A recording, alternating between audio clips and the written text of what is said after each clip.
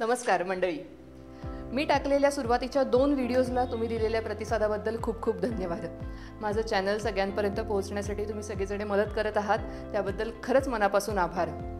मी जेव्हा व्हिडिओ टाकले तेव्हा सोशल मीडियावर मला प्रत्येकाकडनं मेसेज आला की मी पॉलिसी कधीपासून काढू शकतो, पॉलिसीमध्ये मला कधीपासून आजार मिळतील, मी माझ्या आईबाबांची पॉलिसी काढू शकतो का, आणि आईबाबांच्या पॉलिसीमध्ये जर त्यांना जुने आजार असतील तर त्यांना कव्हर कधीपासून मिळेल.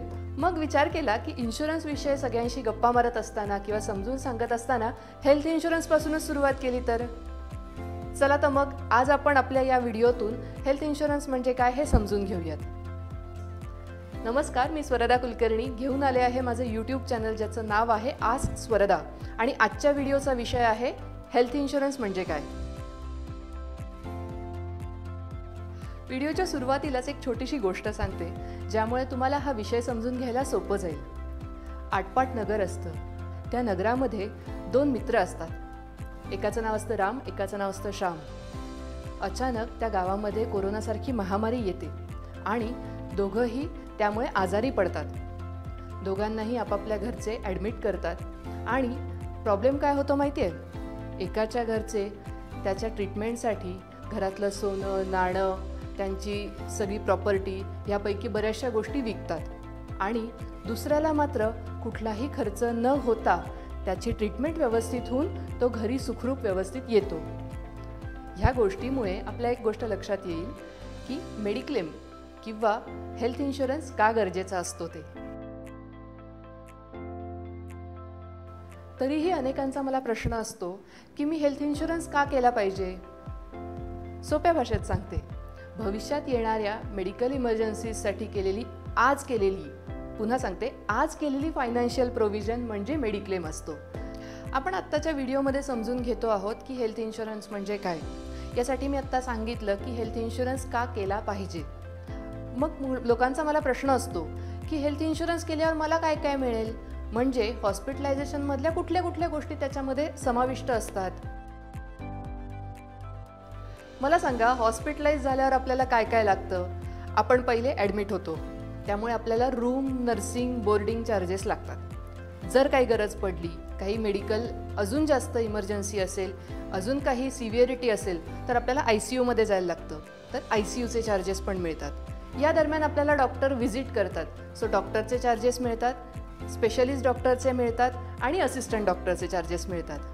आता समजा असं झालं की पॉलिसीमध्ये आपल्याला काही ट्रीटमेंट घेत असताना वरून रक्त द्यायची गरज पडली किंवा पेसमेकरचे चार्जेस लागले तर याही गोष्टी मिळतात. यामध्ये महत्त्वाचं काय असतं की हॉस्पिटलायझेशनच्या दरम्यान लागणारा आपला मेडिसिनचा सगळा खर्च, आपल्याला लागणाऱ्या जेवढ्या सलाईनच्या बॉटल्स आहेत किंवा जे काही मेडिकल एक्सपेन्सेस लागतात ते सगळे मिळतात.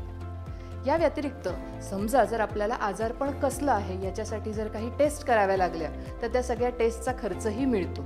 सो हॉस्पिटलायझेशनच्या वेळेस लागणाऱ्या सगळ्या गोष्टी तुम्हाला मेडिक्लेममधनं मिळू शकतात. आता लोकांचा प्रश्न असतो की जर हॉस्पिटलाइज व्हायच्या आधी मला काही खर्च असेल तर तो कसा मिळेल. तर तोही खर्च ह्या पॉलिसीतनं मिळतो, ज्याला प्री हॉस्पिटलायझेशन एक्सपेन्सेस म्हणतात. आणि जर आपण डिस्चार्ज घेऊन घरी गेलो तर त्यानंतरही आपल्याला काही दिवस फॉलोअपला जावं लागतं, तर त्यासाठीचाही खर्च पॉलिसीतनं मिळतो, ज्याला पोस्ट हॉस्पिटलायझेशन एक्सपेन्सेस म्हणतात.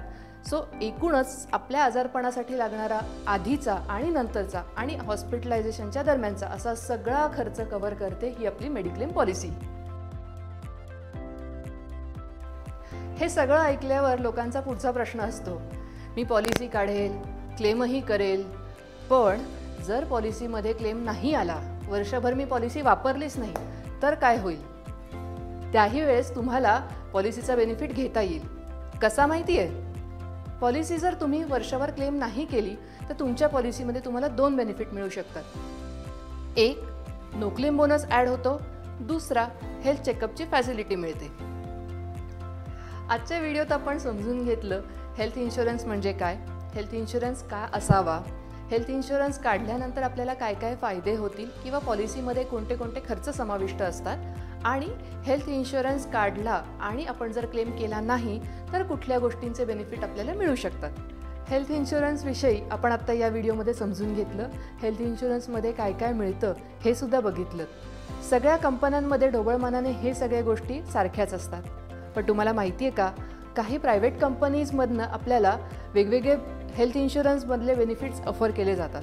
तर हे बेनिफिट्स ॲड ऑन असतात किंवा ॲडिशनल प्रीमियम भरून दिले जातात किंवा आपल्या पॉलिसीमध्ये इनबिल्ट असतात. तर ते बेनिफिट्स कुठले आहेत, कसे आहेत आणि त्याचा आपल्याला कसा फायदा होऊ शकतो याविषयीचा माझा एक नवीन व्हिडिओ येतोय. तो बघायला विसरू नका आणि माझं हे चॅनल लाईक, शेअर आणि सबस्क्राईब करायला विसरू नका, ज्याचं नाव आहे आस्क स्वरधा. धन्यवाद.